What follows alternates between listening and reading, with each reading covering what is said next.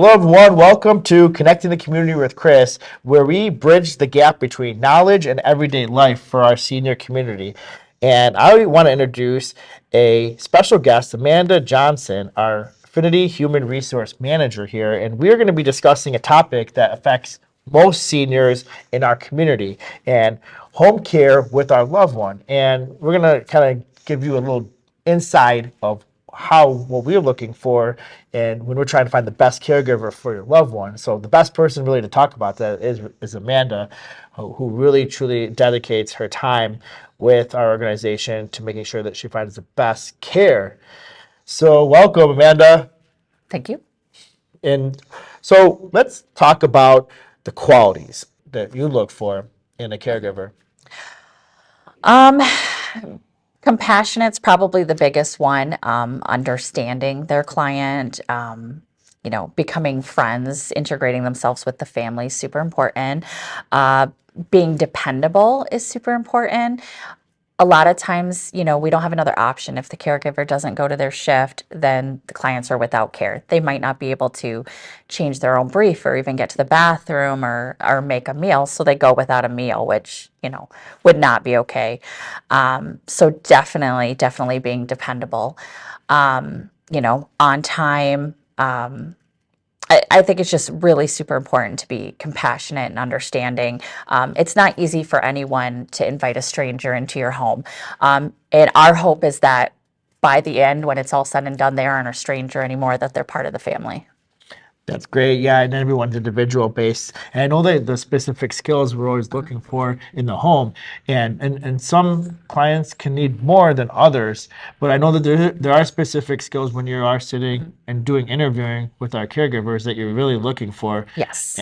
And let's share about the specific Okay. skills that you look for. So most important is that they have at least a year of home care or caregiving experience in some way, shape, or form, whether it's nursing home or direct care work with or private duty. It's important that they already know a lot of caregiving, just because there's not a ton of training other than we do. Chris does some training videos which are super helpful, and we've gotten a lot of compliments on those.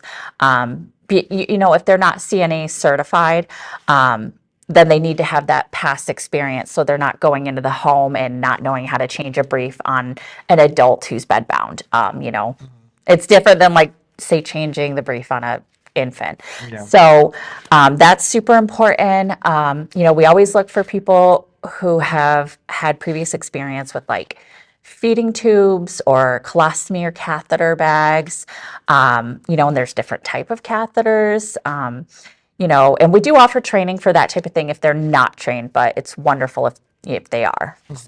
Yeah, and I know sometimes, even if they're not a certified nurse assistant or home health aide, we'll still hire them, and they're called direct care workers. Yes. But I think that what we really look for is that, did you care for your loved one? Did you care for a family or friend or somebody in the community? Yes. And so we love them to share that story with us so they can have that empathy and understanding, that because it's harder just to walk into a home to care for somebody who has a disability or lacking their independence.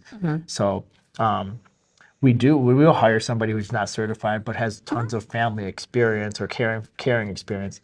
Now, what do you look for in their work history? Do you dive into their resume? Are you asking them specific questions about, like, what prior jobs that they had?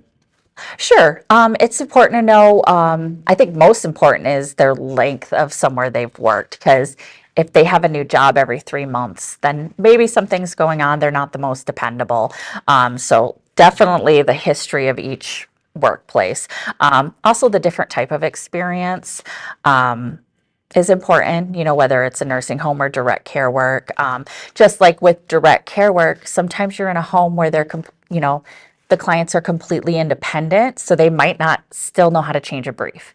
So it's important to dig in and see what kind of care in each of those work histories. Do you hire someone still if they can't change a brief, or we offer that type of support to help them? So for companion care, we do have cases where there's no changing briefs. You're there.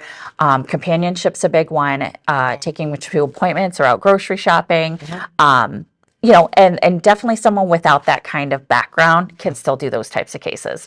They are limited in what they can pick up for us, but we Yeah. still do hire. But you won't send them to a home if they don't have a specific skill set. We want the Exactly. families to know that when they walk in, they can handle it. But I know we do have our home health department and we have nurses available, Yes. and our internal office is willing to train on the field. The best really is probably in person, going and or having another caregiver that's completely experienced, who knows all the care, and actually bringing them to the home, and then having that Yes. training experience as well too. Yeah. So we never want anybody to fear to come work for us if they can't change a brief, but still also too is we don't want to place them there Yes. and then Proper placement. Yes. replacement. Yeah, exactly. So they feel comfortable and feel confident. Now, screening is really important too. I know Yep. that we pride ourselves with it. A lot of home care companies actually lack on doing screening. What are the type of screening that you want to that we conduct? Sure. So we have a 15-panel drug screen. We do a background check, obviously. They have to have a driver's license and car insurance as they are driving our clients. We prefer they have a vehicle on shift and, don't Uber just in case they need to have a vehicle. So, Yep, and then we do background checks as yep. well too. Yep. Yep, and which are really important. And so screening is mandatory, I'm assuming, right? If they don't pass the screening, then there's no Then employment. we can't employ them. Yes, correct. Yep. And so the challenges that clients that we typically manage can be array of, from companionship to memory loss, to dementia care, Alzheimer's, Yes. Parkinson's, MS, etc., heart failure, leaving the hospital, having a surgery. But what do you see the challenges from the HR department that you see with the caregivers on the field now? I, we deal with a very large array, anything from, an auto accident where, they're all there, but, they might be paralyzed. So it's more of a physical thing, or someone with dementia that, if they have a different caregiver every day, it gets really confusing. They get aggressive. In those kind of cases, we definitely need to narrow it down to like one permanent caregiver, and they kind of learn them, or they become more comfortable with them. I think that's the biggest challenge, is just fitting the caregiver with the right case that has the experience and knows how to handle it.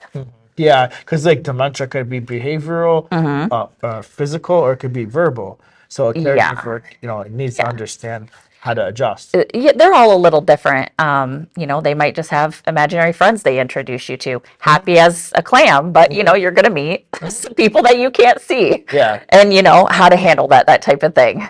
Yeah, So, and we always want to provide our team with support. I know that we provide a course that's on dementia, and it talks about all the stages that they will understand. So I think having a team and creating them is all about also providing them with training and education as much as possible. I know that you always try to ensure that, hey, listen, if you're not comfortable, we can provide you with resources. yes. And to make them feel a little bit more confident in the home too.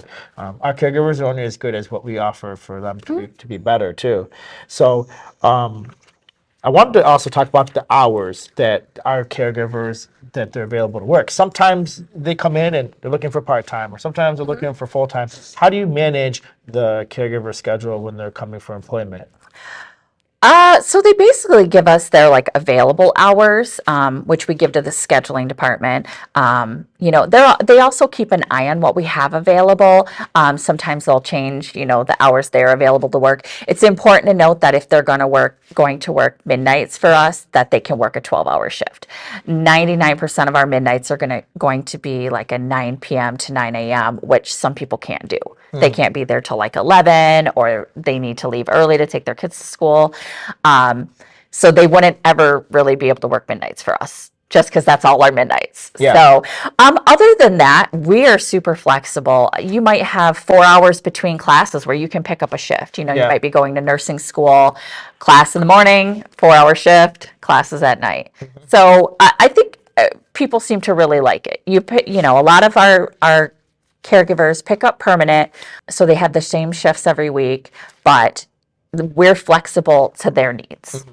I noticed that a lot of our caregivers, they go on our app, and we have a 24/7 caregiver app, where it shows all the open shifts. So as a caregiver or a client would be changing their schedule, the whole team could be able to see this activity, to be able to pick up something that possibly could be available for them. So I noticed that when you do talk to our team members on the field, is that you tell them that we're flexible. And so to Yes. make them feel comfortable that, hey, listen, we want consistency, but we also are flexible. So please look at the shifts so that way it makes sense in your daily life. Because caregivers normally, I know if you notice, you could share this, you could share your feedback on this.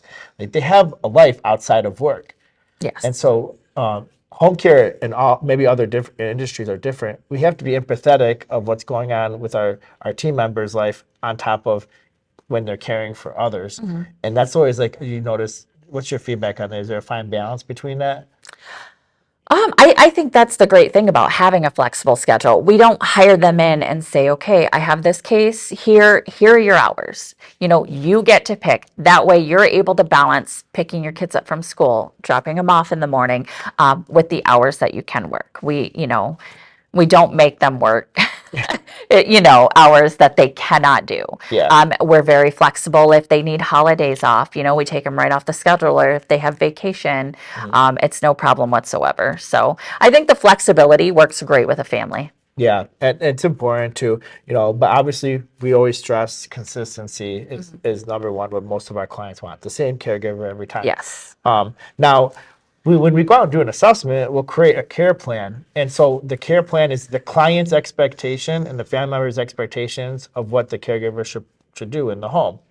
And so how are care plans managed in our office, Okay. in the home care office? Yep. So the original care plan's taken, it's entered in the computer so that all the clients or all the caregivers can see it and read it. And then also every 3 months we call to get an update. We'll say is there any changes to these certain areas? Is there anything you want to add? And doing that like every 3 months, so we're not calling too much, but maybe just enough time to where things have changed. Yep, because we like to stay updated. Yeah. With The older changes. people, yeah, stuff changes quickly sometimes. If Yeah. they get out of the hospital, I we'll was need just to gonna call. say Yeah. they had broke a hip or had a reason why they went to the hospital or the rehab. Yep, Finding out the exactly. changes of the condition after coming back home. That's a good point. We can see the notes daily. So our team does look at the notes to be able to say, hey, there's some red flags. Maybe let's call the family up and talk to them too. So Yes. we can add that indirectly by just reading the notes every day. Yep, there's two different sections. There's a shared note that all the caregivers and the families can read. Yeah. And then there's also like a narrative where if they just need to let the office know, hey, I stayed late. Yeah. Or something like Yeah. that. So there's two different way. So there's a lot of communication between the families, the caregivers, And that's the live, office. right? Yes. So the caregiver leaving the shift can see the notes that The she wants. previous Yeah, left. previous. Yeah. And so usually if they're taking over shifts, it's important to them to understand that, hey, I didn't get time or she declined to eat her dinner. And so that's good information to know. So that way the next caregiver can offer her dinner and make sure Yes. she eats. Yep. And so just a simple task like that. It could also be for medications as well too. She declined to take her evening medications, just letting you know, so that way we can offer that. Now, communication is provided by technology in our office too, but Yes. also too is we are hands-on in the office too. So as a HR coordinator, I know and seeing the caregivers, hiring them, and then seeing them on the field, that's obviously could be a good feeling to knowing that, hey, a family comes back with a raving review and saying, hey, Yes. who you placed in the home, I'm happy with, right? Yes. But then what communication do we provide for the family to be able to feel comfortable? So they can write us on the app. They can get into the portal and they can see their schedule. A lot of times they call us just and ask us, which is great because then we get to touch base with them and see how Yeah. things are going. Any incident reports they can see. And then there's the shared notes as well that the caregivers leaves. So Yeah, I always love hearing in our office the family members they feel comfortable to call us. yes. And so we always tell them, don't ever hesitate to call us. So I know some have develop this great relationship, build relationships with our caregivers, and sometimes they don't want to say everything because they, Sure. they're like, Yeah. I'm not trying to tattle on a caregiver. That's a big topic in home care, is that family members love their caregiver, but there's some things that maybe they want to talk about and vent. And so our place in our office is sometimes a place to vent and talk about how you feel. It's better don't you notice? I notice when family members, you could tell me your feedback on this. It's better for a family member to tell us than tell the caregiver. Yes, a lot of times it's easier just the way we can broach it, it's Yeah. awkward having someone in your home and if you don't think they're doing, like they haven't done laundry this week, that kind of thing. It's easier for us to send out like a mess, send to everyone and be like, don't forget you're supposed to be doing laundry on shift. That way it's going to everyone and they don't feel attacked, so. Yeah, and that's a big topic too. Light housekeeping is a topic that comes out. Are they What is light housekeeping? We get that a lot. Am I allowed to be scrubbing these floors? Yeah, am I on the other wing of the house? Why? And then the client's on the other Yes. wing, then obviously that's when we have the discussion. Yeah, Deep exactly. cleaning is different than light housekeeping Yes. in home care. And that's a whole other topic. Yes, it is. But that could be as well as clients can say that about meal preparation. My mom is not eating their meals, declining. But also they might not know that their mom is declining and on the shift, and it was only a 4-hour shift. So we'll try our best, but after we leave, there has to be somebody else who's stepping in to be able to make sure mom is getting her meals and so being well balanced. But that topic can be discussed as well too. Meal preparation for medications, so light housekeeping. Now, we briefly talked about the portal system, and so I know that it's a two-way communication between the caregivers and the family members. So, how is that integrated when they first sign up with us? Is it right? So when they sign up with us, they are sent the link Yeah. through email so that they can sign into that. Okay, so it's as Yeah. easy as that. When a family member sign up with us, we automatically enroll them in the family portal, and then they're instantly access. What do they see? I haven't been from the family side. Yeah, So I'm not sure. I know that they can contact us and I know they can read their schedule.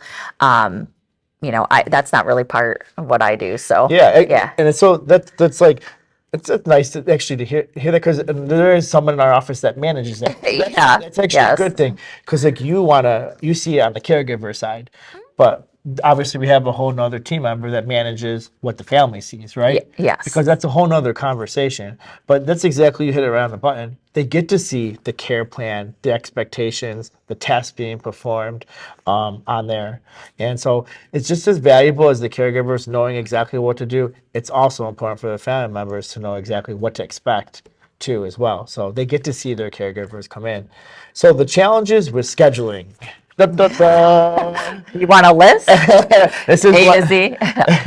Yeah, I mean, briefly a touch point on, it's always good to be transparent. We say in the office, we always say we want to be honest with our caregivers and family members about the challenges that they could face with us, because there's no like best company out there. We all kind of share the challenges together, but it's about what plan is in place that we have. So like, if to share to everyone, what challenges do family members are they up against when they're going to receive home care services? It just depends. They might want to leave for work at 6 in the morning. So they want like a 6 to 10 shift. It's hard to find somebody that's willing to get up at 5 in the morning and go to work for Yeah. 4-hour shifts. So they might have to change their hours. We might be able to find someone lickety split.